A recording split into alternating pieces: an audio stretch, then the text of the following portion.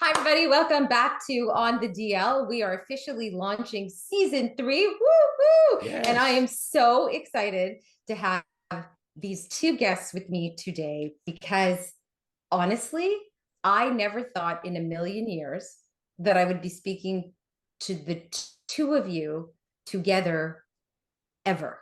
Get in line, sister. Exactly. And I'm so get a ticket. And I want to say also thank you for speaking to me as one of the first media personalities. I know that you're starting to do interviews, and I love that you've spoken to me as one of the first, and so that means a lot to me too. Well, thanks for having us. So Dean McDermott and Mary Jo Eustace are here. Hello. In the house. Hello. In the house. Hello. Bonjour, Canada. Bonjour. Bonjour. Bonjour.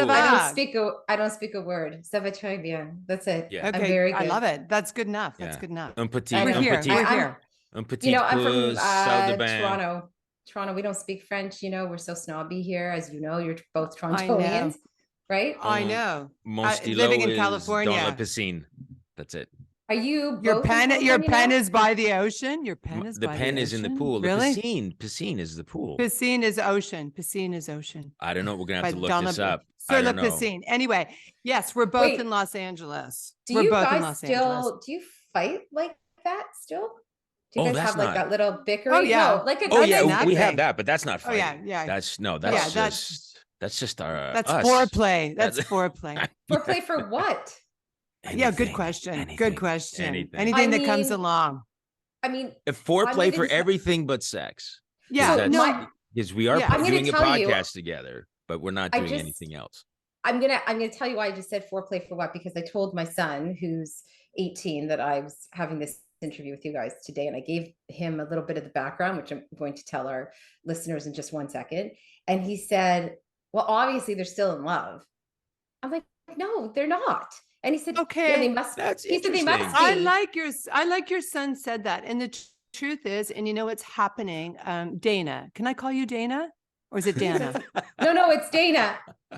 It's okay, I never know. Dana. I never know. I know. Okay. Can I call you Cindy? Can I call you MJ? Can I call you Mary Jo? Call me MJ. MJ is great. Thank you. Just don't call her Thanks, Mary. Dan. She hates Thanks, it. Dana. So I think that's a really interesting question from your son, who's 18 and clearly highly evolved, because a lot of people who've been listening to the podcast have said, God, you guys love each other. And we do love each other. I think we really do. And we understand each other's foibles. But I mean, there is no sexual tension whatsoever. I mean, from Dean's point of view, obviously, but obviously, because I'm a gross guy. Zero. But but there's no sexual tension. It's like brother and sister. Right? Yeah, so it would be weird. Yeah, it'd be weird if we hooked up. But no, except in Arkansas. But yeah. But you know what? Your son is very highly evolved, especially for 18 to come out with that. That's fantastic. Yeah, he's a product of me. So good job, Mama. You've taught him well. But yeah, you know what? Yeah. I think it's no surprise, but yeah, there's a lot of love there. And it always was there, but it was sidetracked and blinded by. We refound it. We reconnected. We've cultivated it. Yeah, it got buried in divorce and lawyers and alimony and acrimony for each other. Oh my God, so where to begin? Divorce, lawyers, alimony. Yeah. I have so much to ask you. So there's so many things that would mask that love that we still have for each other. But that's why the podcast is. The podcast is actually completely mainlining, full steam ahead into that, because it was there, but we had to uncover sort of this story and, our experiences over 17 years. And that's what we've been unraveling all of this. And when you start to do that, and we try and start from a positive memory, which is really great. That's very Oprah-like. Oprah told me that personally, that we should do that. And when we do that, we reconnect to those two people who fell in love 30 years ago. So I think that that's really the gravitas of the podcast. We start. Okay, so let's tell everybody. Well done, Mary Jo. Good answer. That was a good word. I like that. That was excellent. We're gonna I used acrimony. That was nice, and it rhymed with alimony. It did. Of course, it did. Yeah. I'm dropping rhymes today. You guys have a new podcast called X. Is it X's and Uh-ohs or X and Uh-ohs? X's and Uh-oh. No. Uh-ohs. X's and Uh-ohs. I have a very soft. Yeah, have a very soft. Oh, she gives me a hard time. So what does the uh-oh stand for? I know what the X stands for. We're talking about all our uh-ohs, all our mistakes and misgivings, and we're two X's, and we made mistakes shit's along the way. Fly. Stuff's gonna happen. And then the was also partially at the beginning of this podcast. I was single and we were trying to find me a boyfriend, and that's a big but it looks like I have a boyfriend. I have a boyfriend. Breaking news. Presently, I have a boyfriend. And I heard, this is the best, because I heard an awesome interview with the two of you on Toronto Mike, one of my favorite podcasts in all the world. I love him, the best. He's the best producer, and it's a great show. And I heard when you guys started, I heard you talking about your mouth guard, and all I thought was only an ex-husband would know about a mouth guard. Yeah.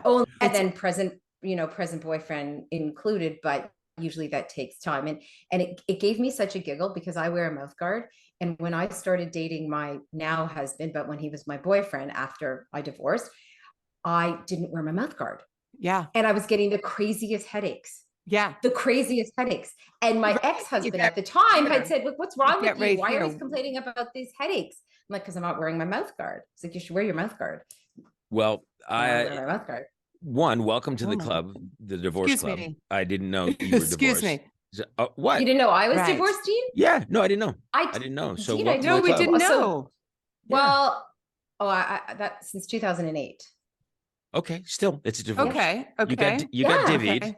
You got the divvy. Oh no! I went through a divorce, and I went through the shit show and the chaos and the hate and the terrible part of all of it. Was there, went for many, many years, and happily fell in love and blended a family. I've got 5 kids. I got oh my God, it's like the Brady Bunch. It's like I want to get more into that.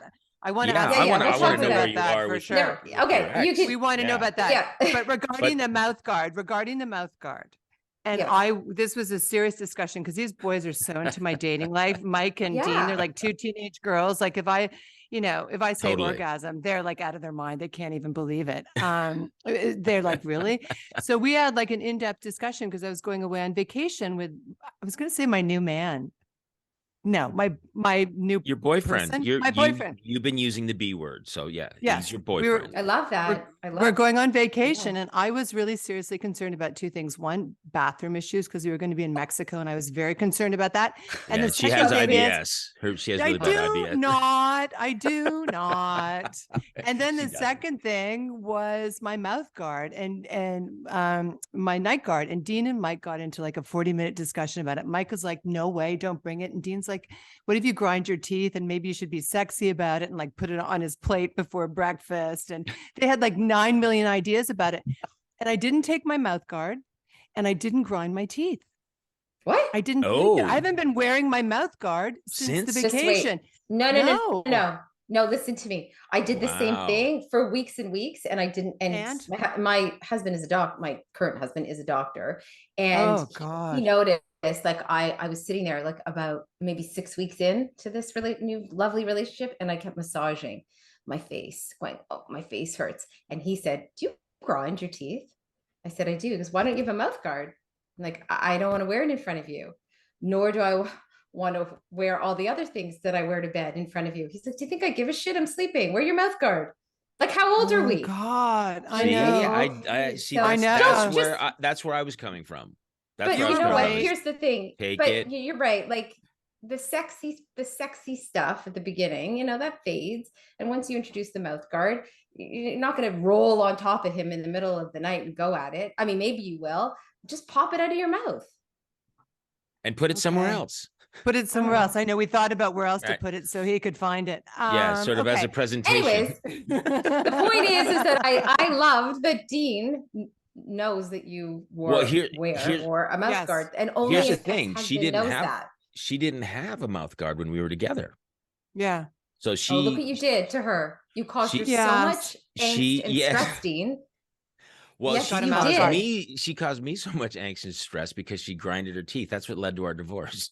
Yes, really, that's what happened. I encouraged her to get a mouth guard while we were married, and she refused. He's not even married to Tori. It's just a ruse. It's all about my mouth guard. Drove me away. It is. Okay. Please I get have a so mouth many guard. Questions. Get a mouth guard and take me back. I have please. so many questions for you. You should see the pages and pages of. All right. Okay, go, girl, go. But you got your work cut out for you. I know. I'm just trying to get a word in. I'm not gonna.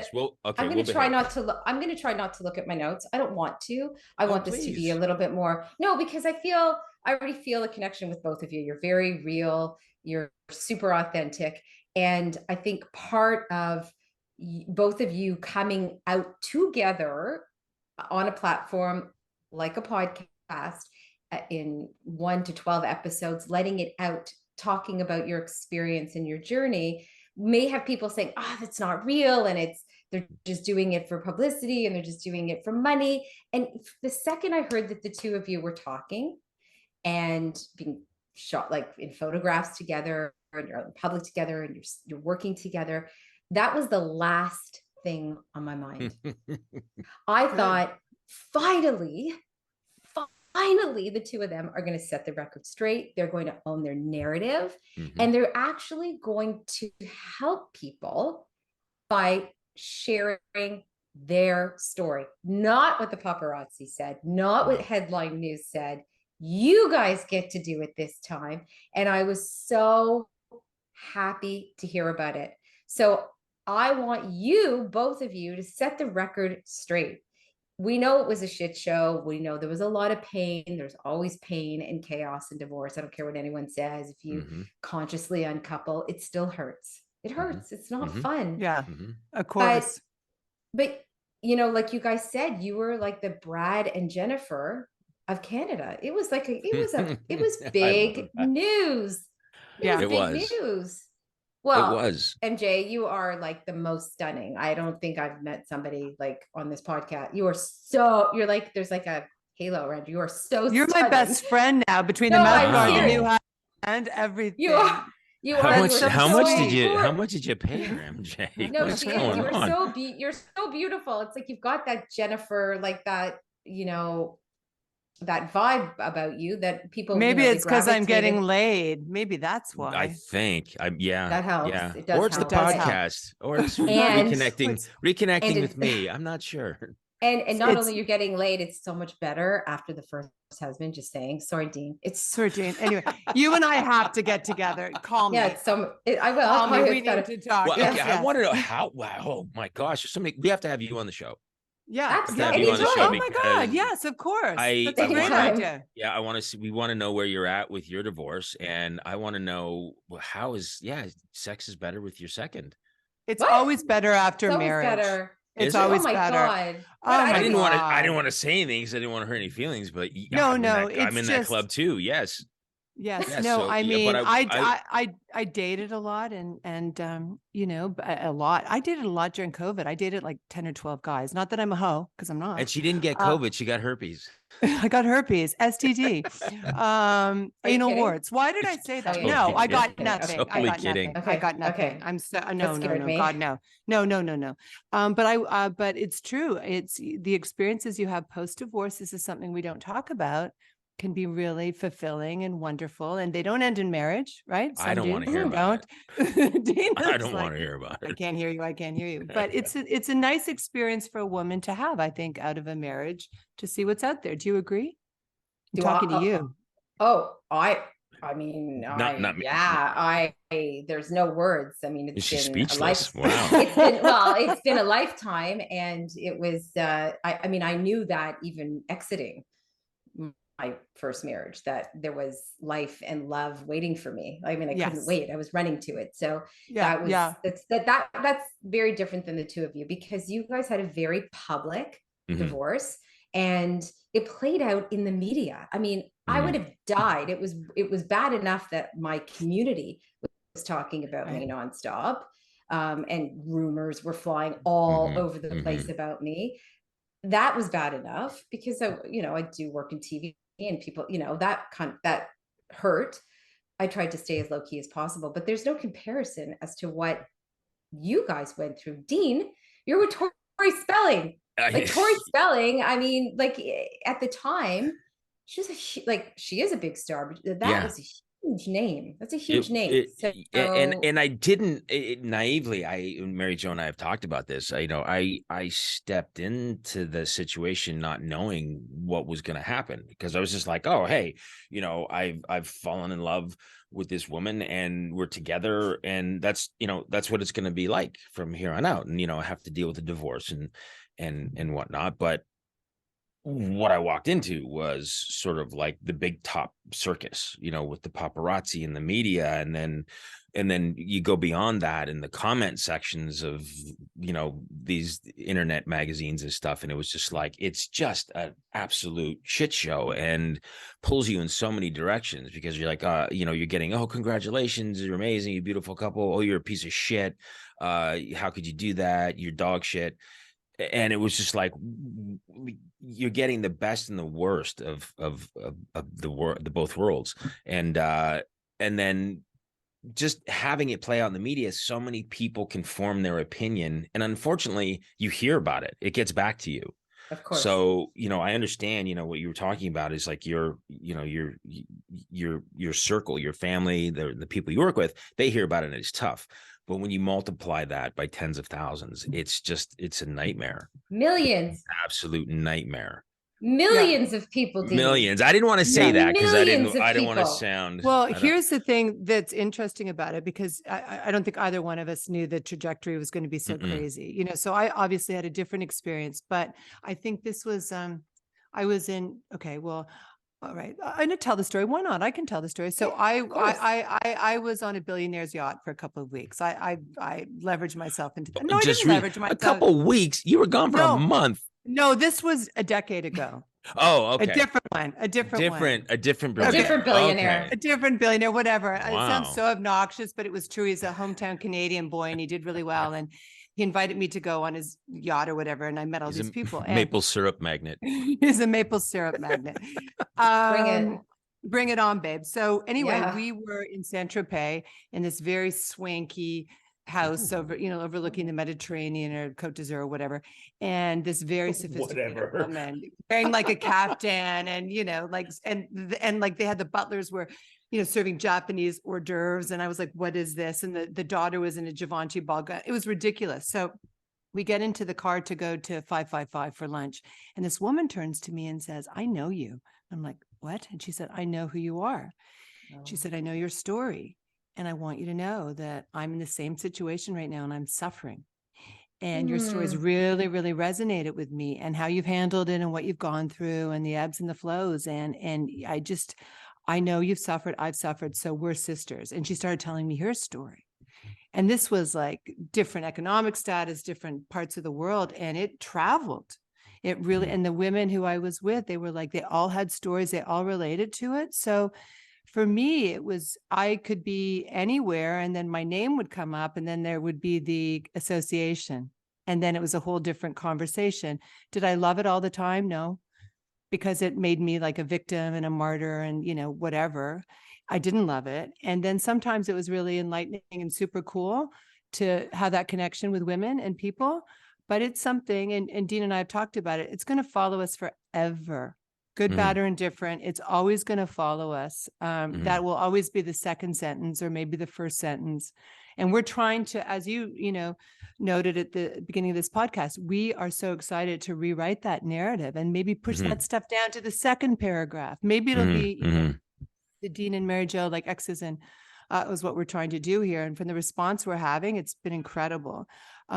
This is what I'd like our legacy to be. And we are like so invested in it that you wouldn't believe like the honesty and what we're doing. And this is how we want this to rise to the top paragraph and the other stuff to eventually filter down a little. You really said that with gravitas. I have a lot of gravitas right now. How I went back. Yeah. I have a lot of gravitas, but we believe it though. We do. But you're raw. You're still raw, which I love. Like you're still speaking from a place of, there's no hate. There's no hate in either of your tones. Like I don't feel. We spend a lot of time carrying that around. 17 years. That's a lot of time to carry around hatred or bad thoughts about someone, and it's not productive at all. It's putting negative energy into your body, into the universe. And by Mary Jo and I doing this, it's very cathartic, and we're getting rid of a lot of that anger by analyzing what happened. And what I've found, and what Mary Jo has found, is by clearing that out, we've allowed space for other things. 100%. Self-realization, relationships, with your new boyfriend.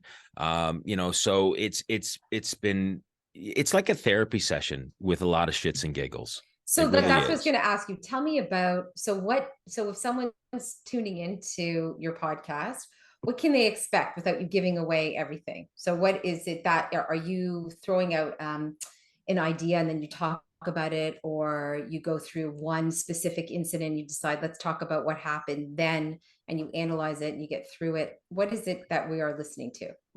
Right now, we're exploring the 12 steps of divorce, which Mary Jo has outlined, and she surprises me with the step every episode, so I don't know what it is. And me neither. I don't know. What are the 12 steps of divorce? You'll have to ask Mary Jo or listen to the show. And I have to listen. But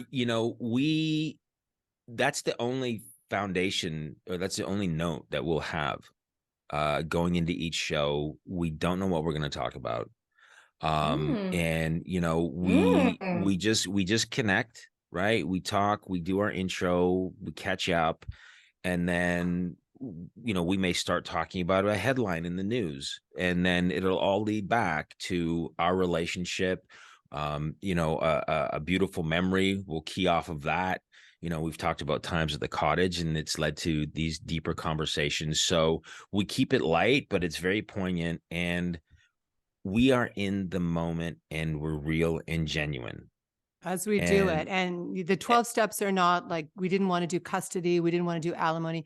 One of the steps is The Year of Magical Thinking, that book by Joan Didion, where her husband dies, and for a year she thinks he's still alive. Like if she had done something differently, he would have still been alive. Like we all have that. Oh, if I just didn't do that, this would have happened, but it's already happened. So we go into these conversations, and because we've never had them before, it does get very deep and very poignant. And then we balance it with the humor, but we go down it's a human experience. And I think that the podcast is ultimately about forgiveness, but we talk about tough things like the inciting incident of our divorce, what it was like, when someone got a significant other. Well, Dean got one in 3 seconds. What was that like? And then, but we laugh about it. And we actually have moments where we both go, I never thought of that. Yeah. Wow. So I think there's some episodes where Mary Jo has just rendered me dumbstruck. And I've really had to think about it, and you get an honest answer, because we haven't talked about anything significant with our marriage, hatred for each other, or divorce, or, becoming friends again in 17 years. Nothing. So, we've talked about nothing until this show. Yeah. So MJ, you wrote a book, I think when it was in 2009. Yeah. Right. 2009. And the title kills me. Like it resonates probably with every woman who's ever been divorced, but the title is Divorce Sucks: What to Do with Irreconcilable Differences, Lawyer Fees, and Your Ex's Hollywood Wife Makes You Miserable. Yeah. Okay, that part doesn't resonate with everybody, but the ex-wife probably. I didn't know that part was there. Yeah. I just thought it was Divorce Sucks. I didn't know. Oh, there's there's always subtitle. I didn't know. Okay. It. So things have really changed for you, obviously. I mean, the way it all was going down in 2006 was after 13 years of marriage and a child, and Dean has left you for Tori. Like, just those words alone, you would even think like that's probably not even true. It's probably not even true, but it sounded so good that they ran with it for so long that it almost becomes like that narrative that's created in the media almost becomes your truth. It's like, all right, well then I'll live that, and I'll right. Yeah. Book, and there's a real, but that was the truth. So that was 5 years out. That was 5 years out, and we're 17 years out. So that was 5 years out. And I really wanted to, and by the way, it was a bestseller, available on Amazon. You can go to Amazon and get it. I have a book too. We're not talking about you at this moment. Okay, sorry. I'll mute my mic. We'll come back to you. I enjoyed writing that book. It was really actually cathartic and interesting, and I had to be highly disciplined about doing it. And then, October 9th, whenever year that was, 2010 or 11, I had a magical day in New York doing, The View and Joy Behar and Good Morning America, and got my voice back. And then I became known as this divorce expert where I'd go on shows with Dr. Drew, and Dean and I would laugh. I'd go, Dr. Drew's an idiot. I don't want to be on a show with Dr. Drew. And then, Dr. Phil asked me to come on his show, and I told Dean, why would I ever do that? But it gave me my voice back. Did you? No. Okay. Yeah. Okay. He asks us all the time. No. Then I'd have to listen to him. No. Merjo. It'd be like listening to Dr. Oz. So that gave me my voice back and did help a lot of people. And I did really enjoy doing it. And that was my experience. My experience was very different than Dean's. And, I had very bizarre things happen along the line where the universe put it right in my face again and again and again and again. And what am I learning from this? Because here it is again. I couldn't get away from it. I just couldn't. And it took time to process that and figure out my part in it and how it affected me and why I was there to begin with. So it's been a long, Dean and I talk about this, it sounds cheesy or however it sounds, but the inner work that you really need to do. And it's hard and it's painful, and we're just in the throes of it. So, we're a long way from there. We're a long way from there. Just touching on the inner work that you just said, MJ, doing this show and talking about these things, it's enabling me to have empathy and sympathy for what Mary Jo went through. It just hit me now that, when you read, the highlight, the line, Mary Jo Eustace gets left for Tori spelling is, how fucking crazy does that sound?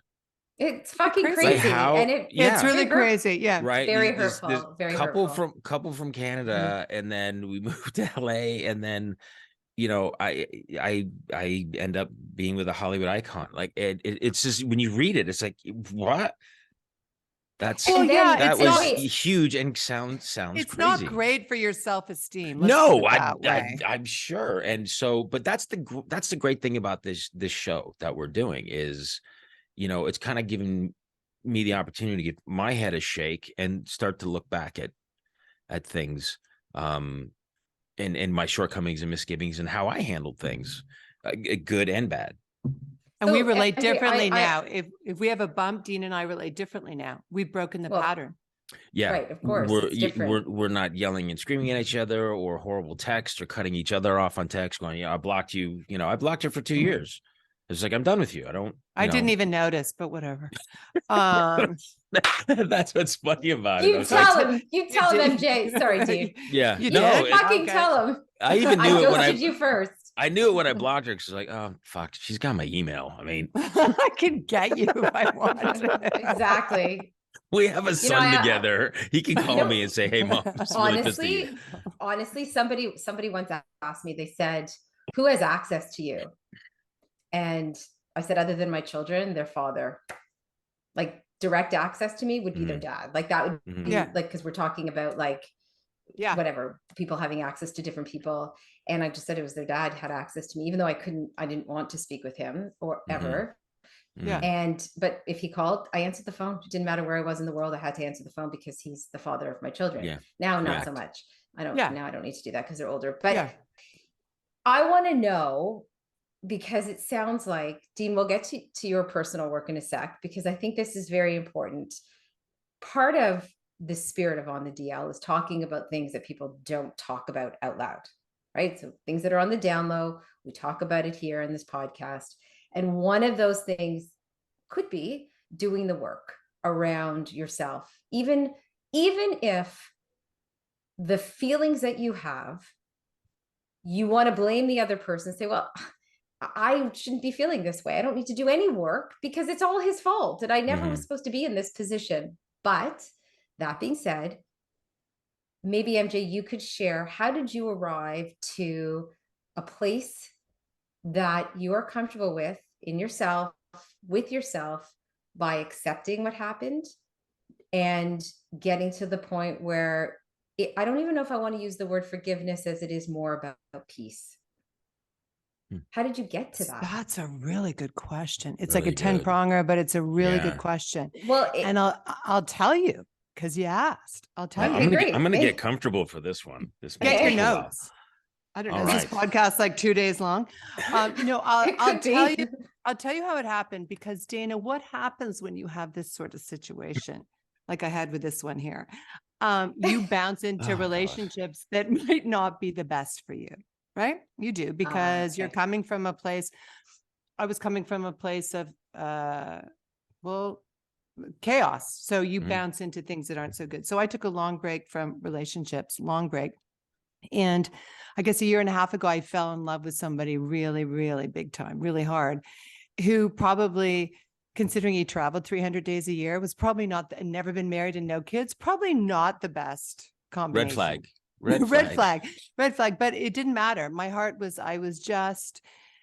I adored him. And anyway, it didn't work out. And I could not come to terms with it. I just couldn't come to terms with it. I had a real hard time with it. And finally, one of my friends, Ray Dawn Chong, she's a Canadian actress. I'm just dropping her name because she's so brilliant and she's so lovely. She said, you know what? I have somebody I'd like you to kind of see her, because you're not really moving forward.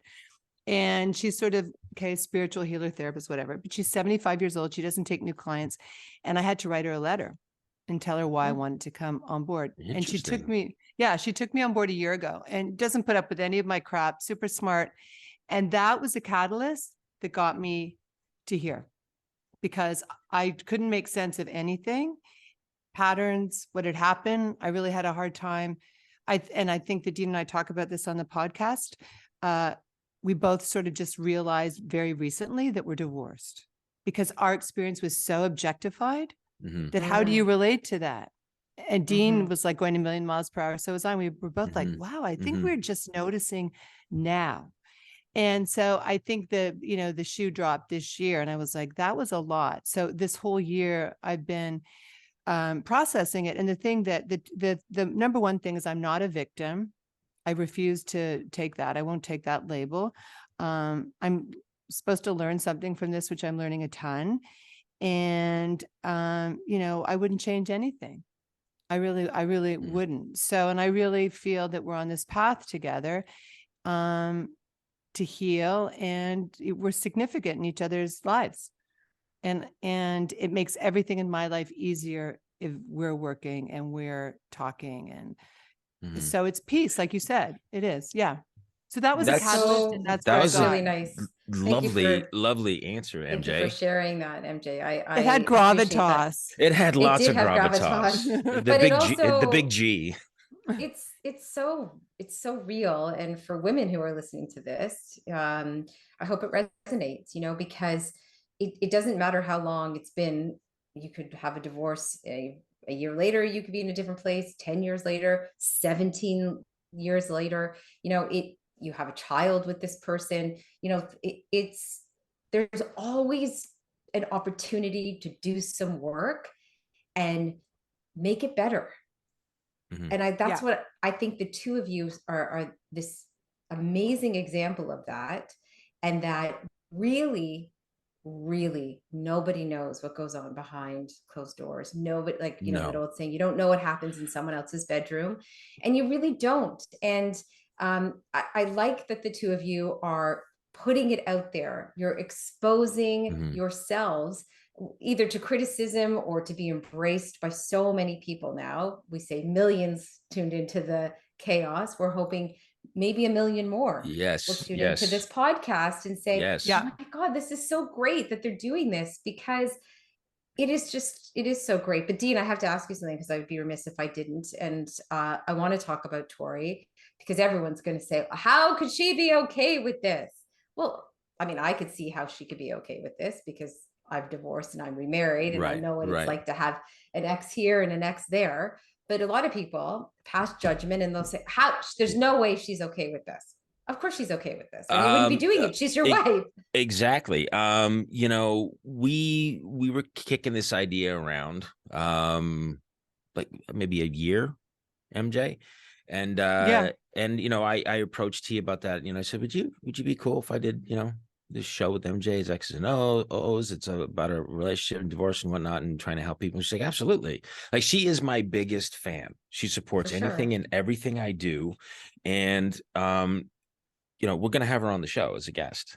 I was just gonna ask you that. Yeah. Oh, that's so awesome. we launched last week, and the response has been great. And there's out of say 1,000 comments, 3 or 4 people were like, how does Tori feel about this? And it's a question that's going to come up often, but she's 1,000% behind it, thinks it's a great idea. When I showed her the artwork for the X's and O's, she was like, oh my God, you guys have captured your brand. I know exactly what this show is about. And she's just a big supporter of it. What do you hope is the next phase of your relationship and the next phase of this endeavor? What are you hoping for? Of us? Well, yeah, wow, we want to band with it out. Like we want to do a TV show. We're on the road about this, we want to take over the world. Take over the world with it. And it is, look, I think it, like you said, it's significant. It really is significant. And we have the past to prove it. So we love it. So we'd like to transfer it into, like, we're developing some TV stuff and to, to get out there and speak and help people and to take it as far as we can, I think. Yeah. You mean a reality show? When you say TV, more of a reality, like to follow you guys around and no, it's not that. It's kind of I watch that. Okay, then that's it. Yeah, I would watch that reality show. I would watch I would love to see exes come together, not live together, obviously, but what life is like post-divorce, getting along. Yeah. Well, we're definitely, we're both very creative, and we're definitely kicking some show ideas around. Amazing. But, like Mary Jo said, like, we'd like to expand this platform and get it out to a much larger audience and to really help people, because there is nothing like this, to my knowledge, at least, in the podcast world or the television world. And, we'd really like to help those people who are in the same situation as us. 17 years is a long time to finally become friends with your ex, to become friends with someone that you were in love with. We'd like to shorten that time for others. We'd like to teach people to learn from our mistakes. And as far as our relationship together, MJ and I hope it keeps growing, and we keep getting closer, because she has an amazing family, which was my family. Her brothers or sisters, her mom, her dad was a huge influence on me. So, these are people that are all back in my life now. So, nice. my hope is to continue to grow this relationship, because it's better for everybody. Yeah, it's beneficial. It is so much everybody. better. It is so much better. I always just people used to say to me all the time, I can't, why would you speak to him? Why do you deal with him? And this was my mantra from day one, because I love my children more than I hate my ex. That's what I put in my book. That's what I had in my book. My bestseller, Divorce Sucks, on Amazon right now, currently and presently. That's what I said. That's what I said. True. But it's true, right?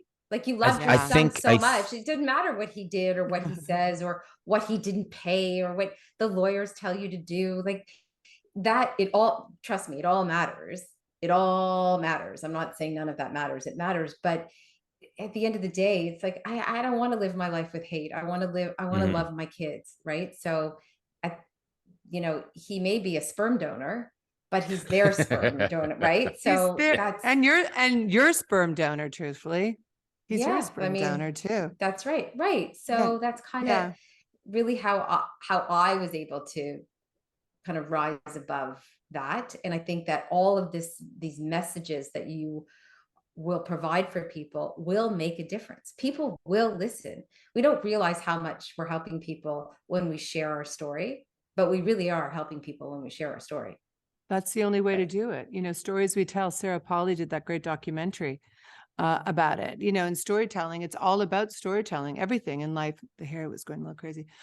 Everything is about telling your story and sharing your story and connecting and having somebody recognize themselves in your story. And from the initial response to it is people are like, did you get the thing I sent you from Maria?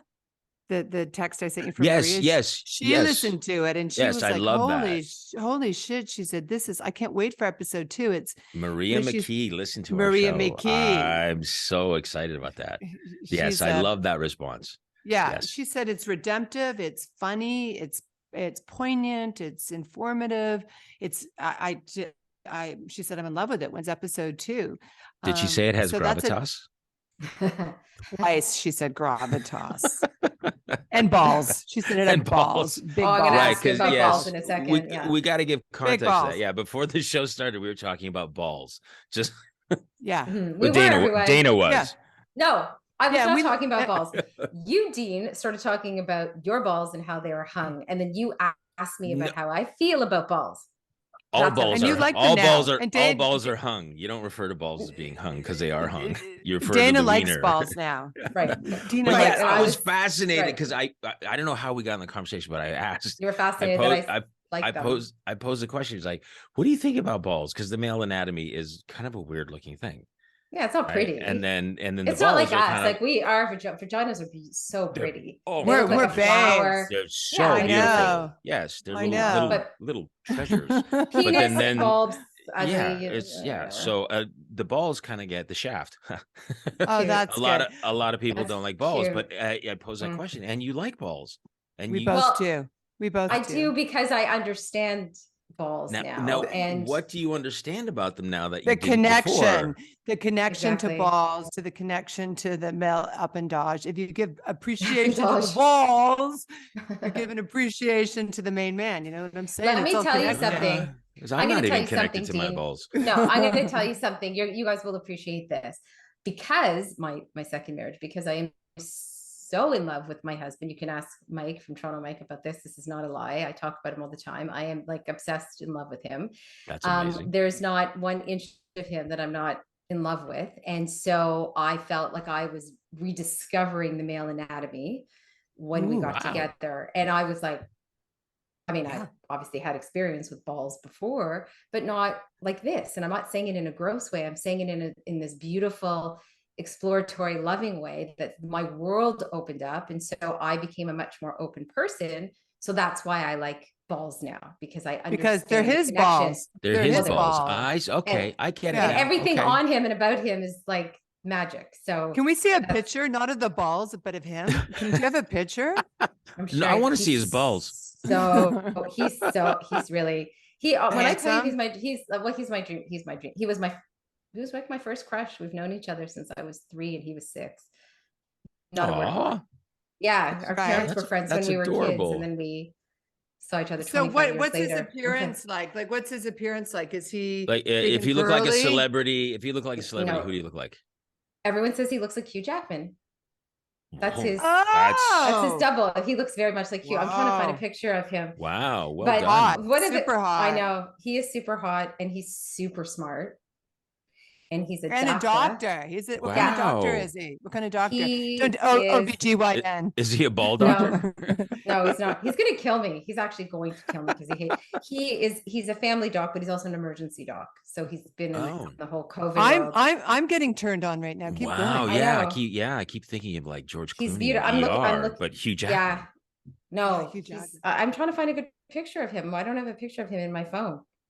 It's not nice. Okay, wait. So, well, I don't know. Oh, you can't know. He's biting my ear in this picture. You don't want to see that, do you? Well, we would. We don't care. We're desperate at this point. Just put it up. We're talking. We're on a show talking about our divorce. I want to tell you that we have 5 kids between us. So I know you have. That's amazing. Do you have 5 kids with Tori? I have 5 with Tori. 5 with Tori. And do you have 1 or 2 and together? Then Jack and MJ? Lola. So you've got a lot of fucking kids. Yes, he does. That's a lot of kids. No, but that always follows. Like you have lots of fucking kids. It's always. I say it all the time. Like Dean, how many kids do you have? I have lots of fucking kids. You have lots of fucking kids. I can't find it. I can't. So I'm going to find a picture in a sec, but I want to ask you this because I think this is important too, because people who are listening to this, I always say I have the best viewers and followers in the world because, we're all in the same headspace, and they get me and they've kind of been on this journey with me. And part of that is, I guess, getting a little bit older, and On the DL has matured over the last couple of seasons. And a lot of the topics, I don't say they're catered to people plus 45, plus 50, but it's just a reflection of where I'm at. Things that resonate with me are going to resonate with people that are listening. And do you feel that there's truth in that we really do become wiser as we get a little bit older? I hit 50 and I just found this like calm, I'm just a much calmer, just things roll off me now just so much easily or easier than they did before. Had I divorced at 50 as opposed to 38, I think I'd be a much different person, and I would handle it much differently. Do you feel that with time and with getting older, I hate using that term getting older, but aging is also not a good term. But do you feel like getting more seasoned experience? Yeah, it's just there's more wisdom. You just have more wisdom now. Like you just absolutely, absolutely. And as a woman, okay, the whole aging process. Am I happy with everything? No, but most days more than not, I'm good with it. Because I'm healthy and I feel good in my skin, and absolutely, and especially, you're so gorgeous. I can't. Oh, thank you. But especially as you get, older, like you don't really care that much. I don't care. And anybody who's a virus in my life is gone. And I don't feel guilty and I don't feel bad. And I just wish them well. And I really feel like I know what I want, and I don't put up with a lot of nonsense, which I love because I have so much in my life, and it's very empowering. And by the way, it's such an ageist society. And Bill Maher talks about this. We know a lot of shit. And we should be praised for it. And people should come to us and talk to us about our life experience and what it's meant and what we've learned, because it's significant. And not tell us what it should be. Right. Or what supposedly happened when you don't study history or education or whatever the fuck they're all doing right now. And so I think caught up in this woke movement, mind you, I talked to a couple of my son's friends a couple of weeks ago, and one of the girls said to me, I think I'm really depressed by the state of the world. And I said, yeah, you should be. We didn't have that. We actually had to grow a thick skin. We had to participate in life. We had to pick up the phone. So all that stuff, I think that I like this phase very much in my life, very much. If I could freeze it a little, I do. I like it. Do you feel the same, Dean? Do you like where you're at? I mean, you've got your kids are young, so you've got sort of both of that. I'm just starting to like where I'm at. I've always kind of been slow in the uptake as far as the maturity level goes. I feel like I'm 20 years behind. Like I'm turning 56 next week. And happy birthday. Thank you. And I feel like I'm just starting to get to that point of understanding, having some wisdom, being on the right meds certainly helps. Hallelujah. But really? I always felt I was behind. So being in the right place, and I'm not kidding about the right medication that helps so much. I'm able to, and this show X's and O's is helping me look back at my past in a very clear, calm way, as opposed to looking at it if I'm up here or looking at it if I'm down here.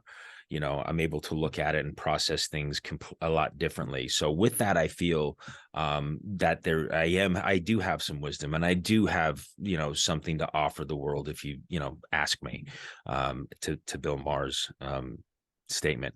So I feel like I'm in a really good place. I feel like I'm getting wiser and starting to do the work of looking inward and starting to heal things that I've put off.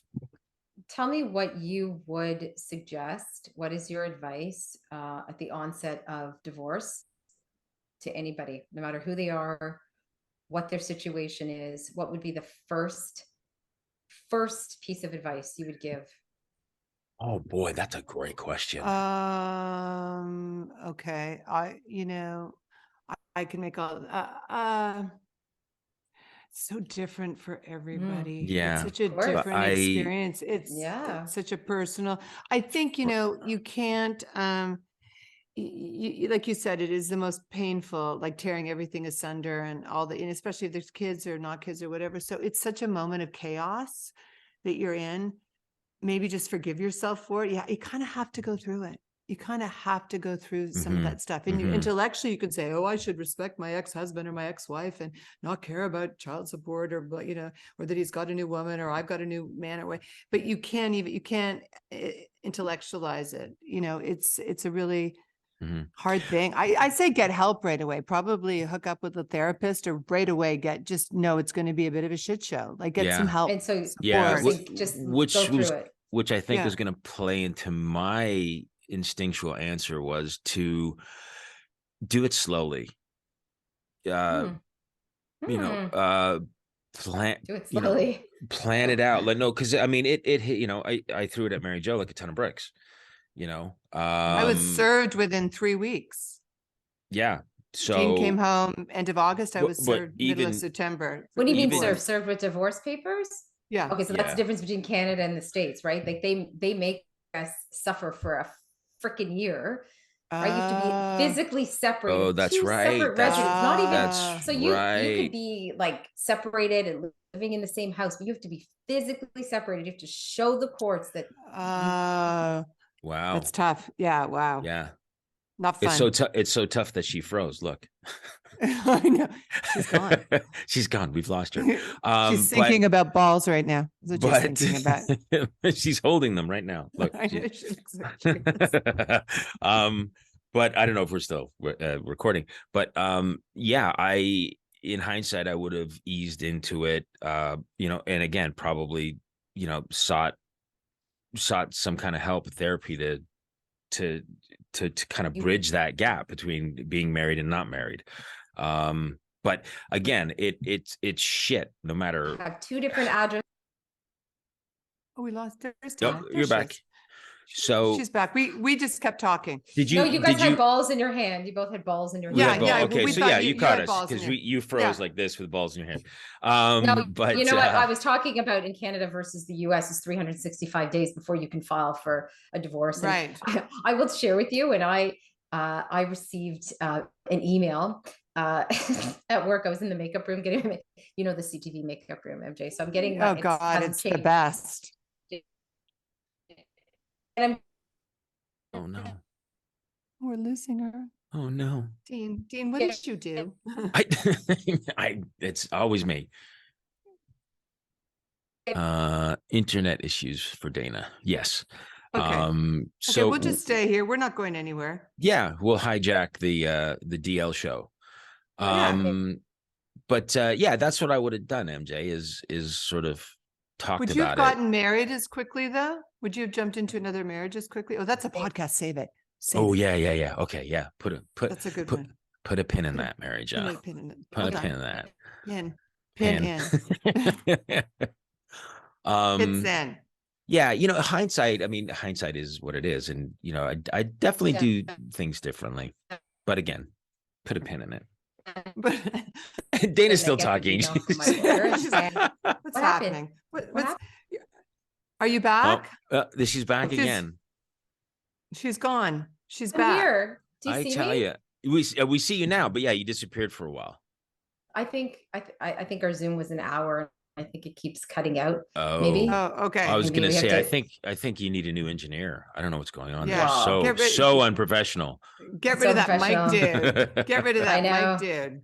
I was trying to tell you guys that when I was in the CTV makeup room. Oh, the email. Yes. Yes, I got an email from my lawyer saying that I was allowed to file for divorce, and I started crying. I was so happy.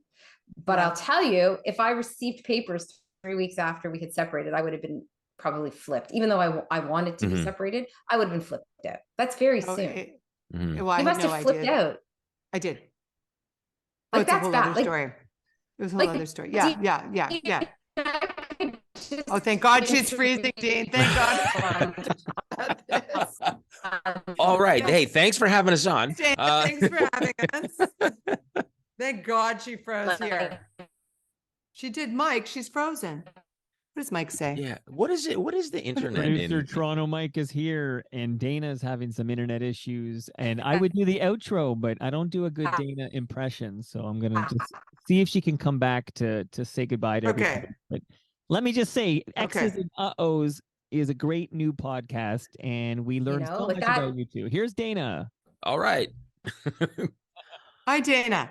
Hi, Dana. You know what? The divorce gods are saying out. Yeah, yes, I guess they're saying, yeah, they're like, enough with you three, zip it. I want to say to the two of you that I think I'm falling for both of you. I'm having a huge crush on MJ, as you can tell. Sorry, Dean, but we've already met. I saw that. I have a huge crush on you. You're my new girl crush. I cannot wait to listen to your podcast after we get off. I'm going to listen to it. I'm going to go walk my dog. I'm so excited. It's going to be my new listen. I want to wish you both such a wonderful next chapter in this journey. And I'm grateful that you spoke with me from your hearts and so openly. And I just am excited to see what's for you both, what's next, because I feel great things. And stay in touch. Awesome. Yes, everyone we will. On the DL is going to want to know how you're doing. We will. Yeah, thank you. Thank you for having us on. Really great questions. Really we loved it. We really loved it. We could have kept going. I know you're having internet issues, but we'd love to have you on the show. And thank you for having us on your show. Thanks, Rogers. Thank you so much. It's not Rogers. Oh, it's not? Was it Bell? Not? What is it? Bell. Yeah. Fucking Bell. Bell. Canada. Yeah, I know. You only have two choices, right? Bell and Rogers, right? That's it. But I always say to people, there's always another choice. Find out what it is. Find it, yeah. Say it to my kids. Get your own satellite? I don't know. Elon Musk? I don't know. Yes.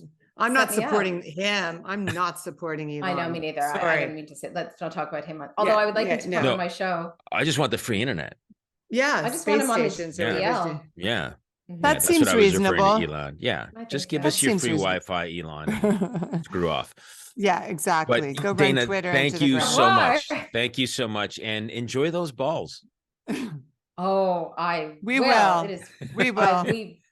I will. We will. And I hope next he doesn't listen to this episode. Next time we get together, we want to see a picture of your hubby, Hugh Jackman. Yes. You know what? If you go to my Instagram account, it's all over it. But we'll do that. We'll do that. I just don't understand why I don't have a picture. But I think you owe it to your viewers. I think you owe it to your viewers. It's because he threatens me every time I take a picture of him. I take a picture of him and he gets very angry and he's like, "Don't you dare put that," But okay, we're gonna go find it. Thank you so much. Can you see MJ? Can you see him? Look at that chin. Oh yeah, Jesus. There's a lot of glare. Yeah, that's handsome. A nice chin. Well done. There it is. Well done. You're a beautiful, beautiful couple. Thank you. Well HOTTT. I'd do something with his balls. That's how much I endorse it. Oh gosh, Mary Jo, control yourself. Sorry. I do. I have to get out more. I do. Oh, good luck. Okay, I do something with his balls too. If we're being honest. Yeah, let's be honest. We all. I'll cradle them. Congratulations on the man and the balls. Yes. Thank you.